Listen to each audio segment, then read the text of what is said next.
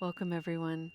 This is Recovery Dharma. My name is Julia. I'm one of the facilitators of this beautiful practice, and I get to bring forward themes. That's one of the unique things that we do in the Spokane Sangha. We focus on a particular theme that is relevant both to Buddhism and recovery. And then we use Buddhist practices and we explore these themes in enormous detail. The theme for the month of August is a big one, and it's a bit of a shadowland theme, and it is trust and betrayal.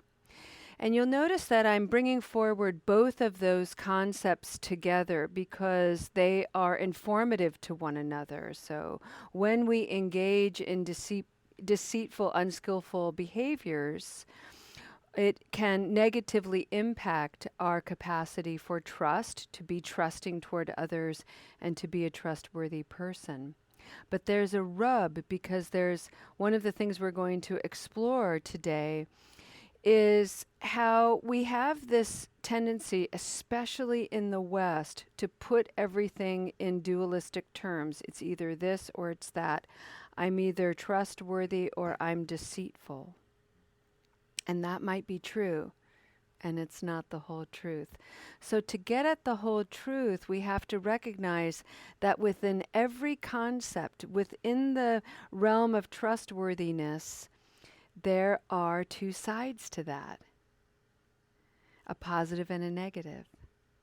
Within the concept of deceit, there are positives and negatives.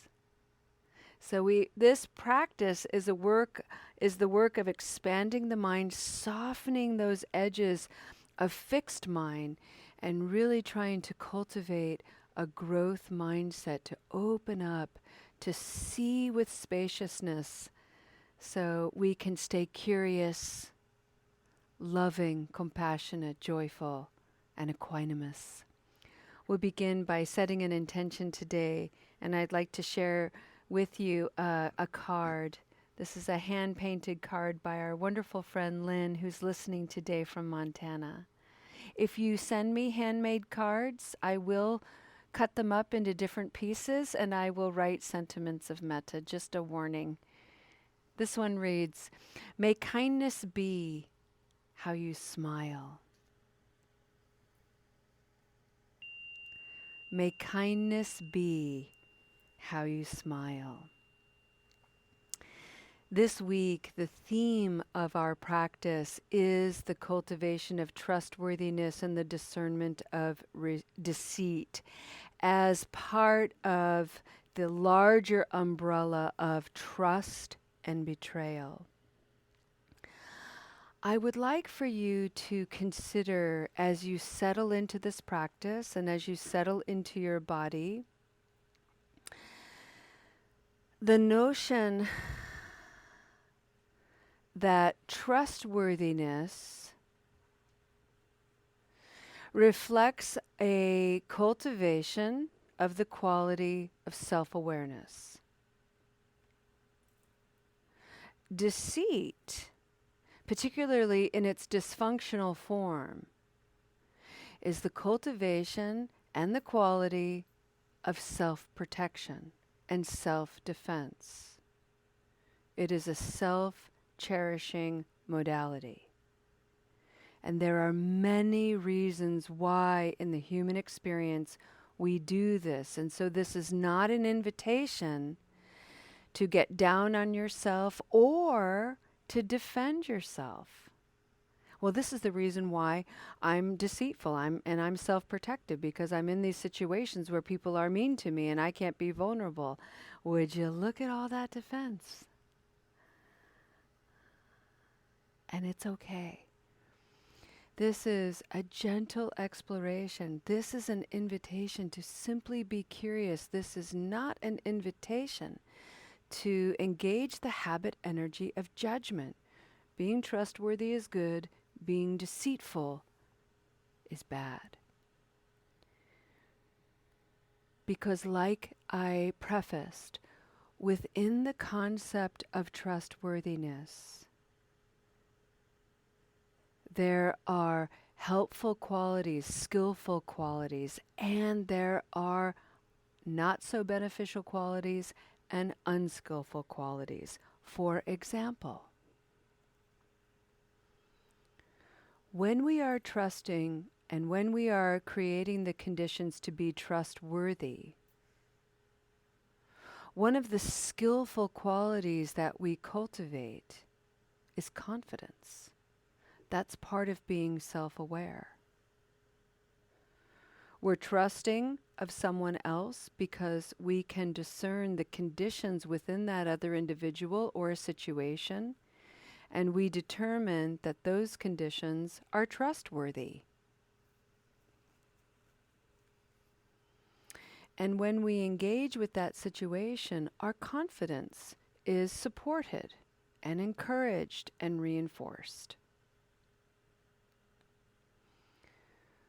On the other hand, when we are looking at the conditions of being trustworthy and we are naive about our discernment regarding the conditions, the trusting conditions of another person or another situation, so the conditions of trustworthiness external to us, we are not reading the room, or we are in denial, or we don't have enough skill, all kinds of things, or we're superimposing what we want to believe over the reality of the situation.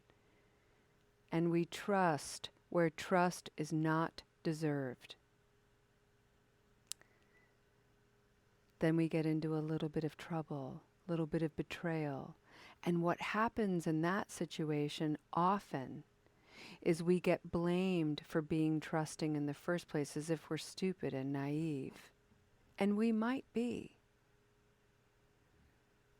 We might actually be. And that's why the practice, that's true and not the whole truth. Because when I can read a trustworthy situation in person, trusting them is very easy.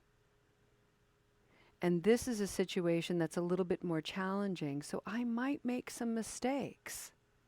Okay. That's why we're here, to learn to grow.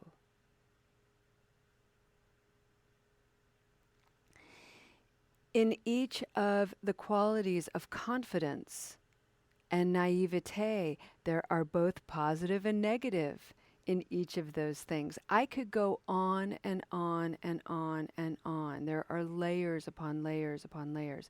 So you can begin to understand that it's not just a simple matter of something being good or bad, positive or negative. It's always a combination of both. Let's look at deceit. I have the capacity to be deceitful. Of course I do. I'm a whole human being. I have the capacity to be self-protecting and defensive because I'm a whole human being. I am not going to judge that capacity as only negative, because within those qualities are positive attributes too. So let's look at it.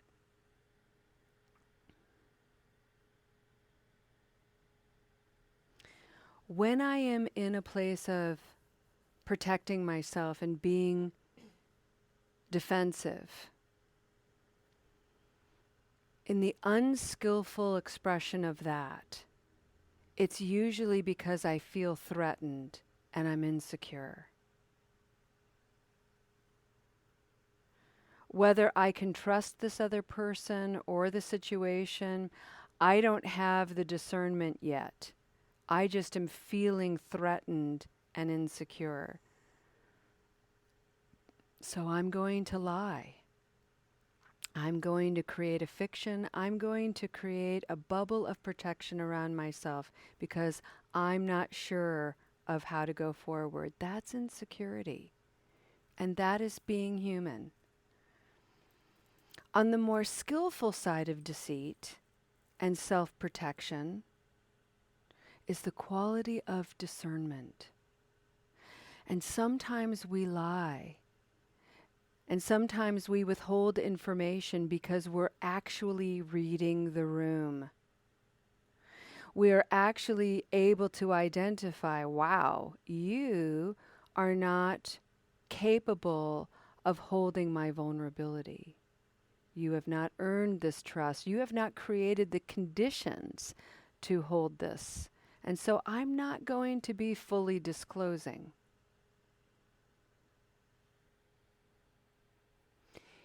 Here's a pretty innocent example of how deceit has manifested in my life. Many of you know that one of my children, when she was young, had a very terrible cancer. She had an awful leukemia. It was life-threatening on multiple occasions. She was 4 years old. My son at the time was 6. And there were many, many times in a panic he would ask me if Arya was going to die. And I sort of lied to him because I was trying to meet a very serious situation with the capacity of a 6-year-old mind, heart, spiritual experience.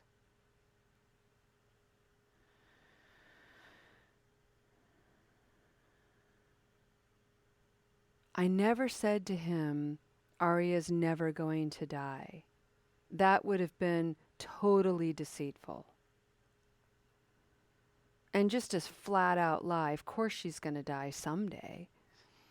So I would say to him things like, not right now. The doctors are doing everything they can. We're hoping for the best. I think the first time he ever asked me, now that I quickly reflect on it, I might have said, oh no, she's not going to die, but I caught myself really quickly. And I said, not today.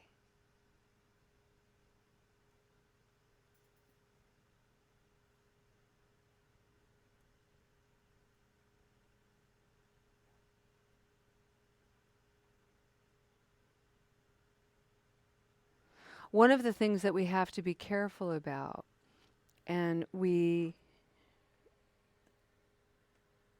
of us a couple of days ago were privy to the wisdom of a Sangha member who shared with us that sometimes when we're engaged with deceitful self-protecting behavior, where it begins is with ourselves. We're lying to ourselves. So if we put this into the context of recovery and substance misuse and just an unskillful relationship to substances or our habit energy, the first person we're lying to is always ourselves. We're rationalizing, we're making excuses.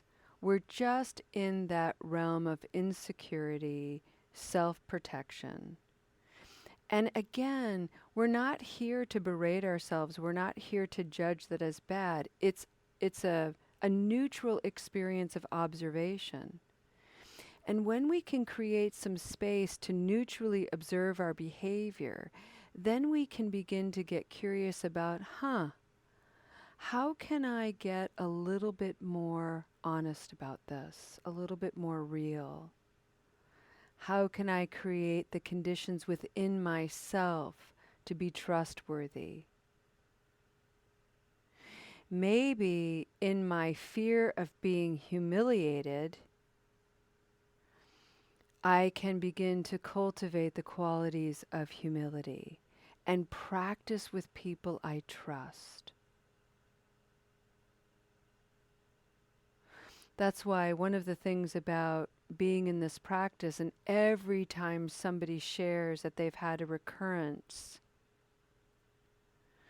we hold it with incredible respect and reverent compassion, because the expression of that individual is enormous humility, and the only way that that person can do that is if the space they are sharing that humility is trustworthy.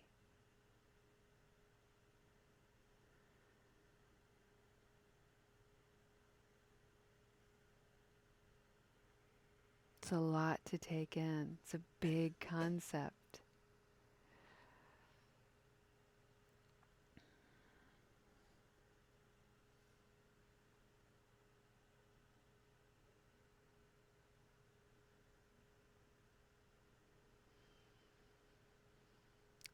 The last thing I'm going to say about trustworthiness and trust in general, one of the easiest places that we betray trust in ourselves and with others is this very innocent saying. And the minute you catch yourself saying this, pause and stop yourself if you can. It's when somebody has shared something with you in confidence, and then you find yourself saying, I'm not supposed to say anything but, and you go ahead. You have just broken a trust. You have just tampered with the conditions within you of trustworthiness. And so one of the practices that we engage in the Spokane Sangha as a way of reflecting wise speech is if somebody has shared something with you in confidence and you want to share that with someone else, or you feel it's important to share it with someone else, you ask permission. May I have permission to share this with someone else? And if you find yourself having broken a trust in that way, you break someone's confidence, to repair the container and the conditions of trustworthiness, you simply let that person know, I broke your trust. I shared a confidence without permission. I apologize. That's all we can do. And then, on the receiving end of that, if somebody comes back to you with that, if you're the one whose confidence has been betrayed, you're allowed to be angry and hurt. But look at, again, the discernment. You're in the posture of having been betrayed. Do you humiliate this person for having been honest with you? Do you hold it against them because you've been betrayed and now you can never trust them again when they just revealed to you what happened? That's the discernment.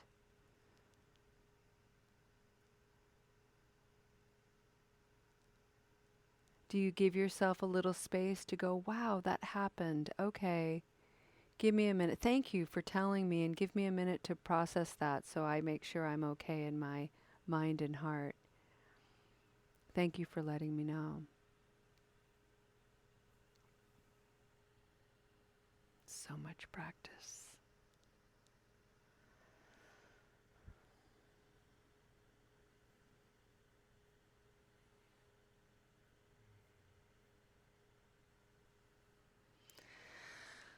I'd like to end this reflection, this really deep and intense reflection, with 2 stanzas from the breathing meditation that I've been sharing and will be sharing all month.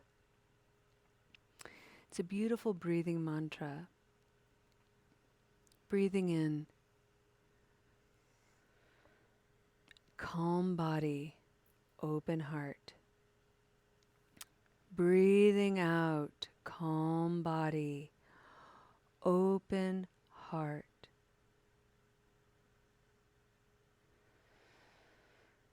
Breathing in, presence to it all, the mess and the miracle.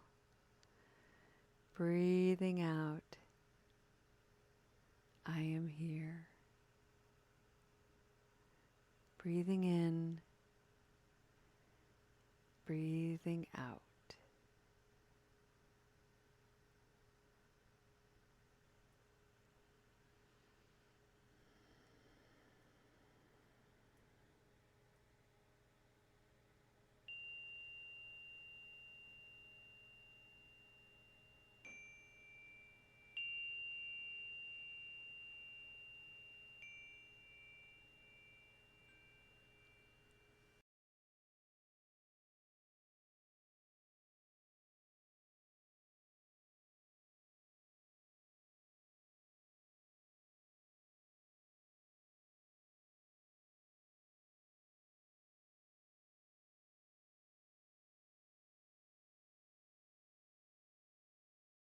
Alrighty, friends, let's go ahead and end our practice with the dedication of merit. Last night, on Wednesday evenings, we have this wonderful opportunity to receive teachings from two Tibetan Buddhist monastics that live in an abbey nearby Spokane. And they come and they teach every Wednesday. And last night, Venerable Samkhya was talking about how whenever you bring forward the Dharma, you begin with an intention, and you set an intention as a kind of a bookmark, a place mark. And you end the practice with a dedication. And so that way, the Dharma, this wisdom, is protected on either side. And with our thoughtfulness and our participation, we wrap it up in our own individualized wisdom for our own healing and transformation, and by extension, out into the world. It's a beautiful, intentional way of engaging the teachings of the Buddha. So I invite you to sit in a noble posture, nice and tall. Maybe close your eyes if it's comfortable for you.